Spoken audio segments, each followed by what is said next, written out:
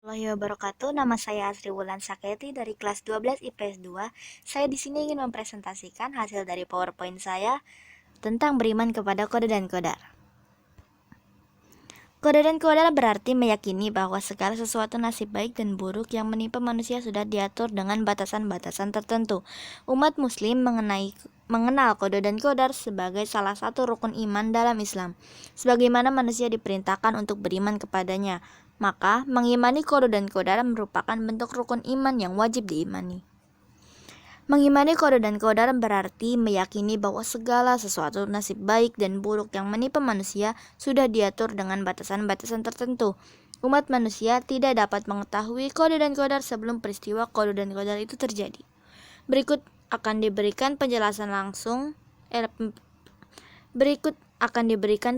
lanjut mengenai istilah kode dan kodar.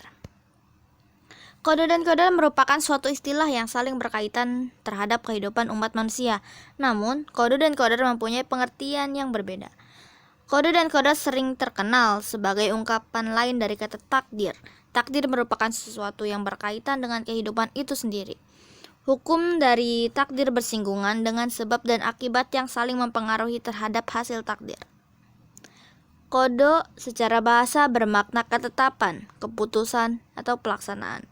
Pengertian secara etimologinya menjelaskan bahwa kode merupakan suatu ketetapan keputusan pelaksanaan atas umat manusia yang telah ditetapkan oleh Allah pada zaman azali. Sedangkan kodar secara bahasa bermakna sebagai ukuran atau pertimbangan. Secara etimologi menjelaskan bahwa kodar merupakan suatu ketetapan Allah berdasarkan ukuran pada setiap diri umat manusia sesuai kehendaknya pada zaman azali.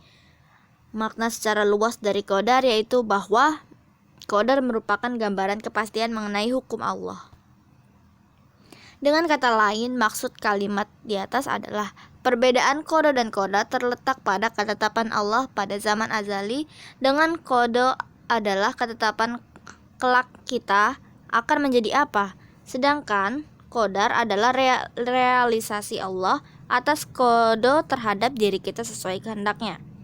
Dalam hakikatnya, tidak ada sebuah peristiwa yang menimpa kita merupakan kebetulan, karena semua sudah menjadi kode dan kodarnya.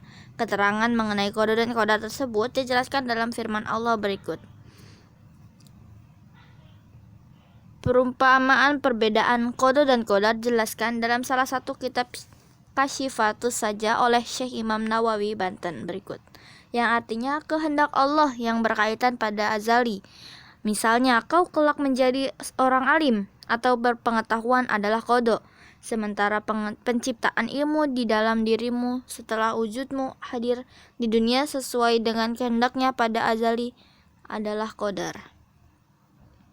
Pada surah Al-Hadid ayat 22 yang artinya, tiadalah sesuatu bencana yang menimpa bumi dan pada dirimu sekalian, melainkan sudah tersurat dalam kitab atau lauh terdahulu sebelum kejadian.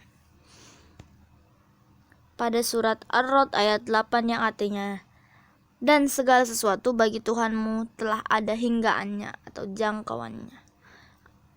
Serta dalam surat Al-A'la yang artinya, dan Tuhanmu yang telah menentukan kemudian menunjukkan. Meskipun pada hakikatnya kode dan kodar manusia ditentukan oleh Allah, manusialah yang menjadi penentu dalam takdirnya sendiri. Allah memberi kesempatan kepada hambanya untuk berikhtiar, sehingga dapat mendorong seorang hambanya memaksimalkan potensi yang telah Allah anugerahkan. Kemudian manusia dianjurkan untuk senantiasa berdoa kepada Allah Subhanahu wa Ta'ala sambil tetap bersandar kepada segala ketetapan Allah. Macam-macam takdir. Takdir dibagi menjadi dua, yaitu takdir mu'allaq dan takdir mubram. Sebagai manusia, kita tidak bisa mengetahui mana yang termasuk takdir mu'allaq dan takdir mubram. Berikut penjelasan lanjut terkait dengan takdir mu'allaq dan takdir mubram. Takdir mu'allaq secara bahasa artinya sesuatu yang digantungkan. Makna harfiahnya, takdir mu'allaq merupakan takdir yang Allah tetapkan tergantung dengan peran serta umat manusia melalui ikhtiarnya. Manusia diberi Allah kesempatan untuk berusaha semaksimal mungkin, sedangkan hasil akhirnya akan ditetapkan Allah. Terdapat beberapa contoh peristiwa yang berkaitan dengan takdir mu'allaq dalam kehidupan manusia, di antaranya sebagai berikut. Jika ingin pandai dan unggul dalam suatu bidang, maka kita harus belajar dan berusaha lebih keras dibanding yang lain. Ketika menginginkan tubuh yang sehat, maka kita harus menjaga pola makan dan hidup yang sehat, serta rutin melakukan olahraga. Kesuksesan bisa diraih dengan giat bekerja, kreatif, pantang menyerah ketika gagal, tanggung jawab, dan percaya diri. Supaya kita pandai, unggul, sehat, dan sukses dalam hidup, maka harus berusaha semaksimal mungkin untuk meraihnya, bukan diam pasrah menunggu nasib. Sehingga dalam takdir mu'alak manusia mendapat kesempatan untuk berusaha sebaik dan semampunya agar mencapai seperti apa yang diharapkan. Hal ini sesuai dengan firman Allah Subhanahu wa taala pada surat Ar-Ra'd ayat 11 berikut. Yang artinya sesungguhnya Allah tidak akan merubah keadaan suatu kaum sebelum mereka mengubah keadaan diri mereka sendiri. Takdir mubrom. Takdir mubrom secara bahasa berarti sesuatu yang tidak dapat dihindari atau dielakkan, sehingga berupa sesuatu yang sudah pasti. Secara harfiah, takdir mubrom merupakan ketentuan mutlak Allah terhadap umat manusia sehingga manusia tidak bisa menghindarinya.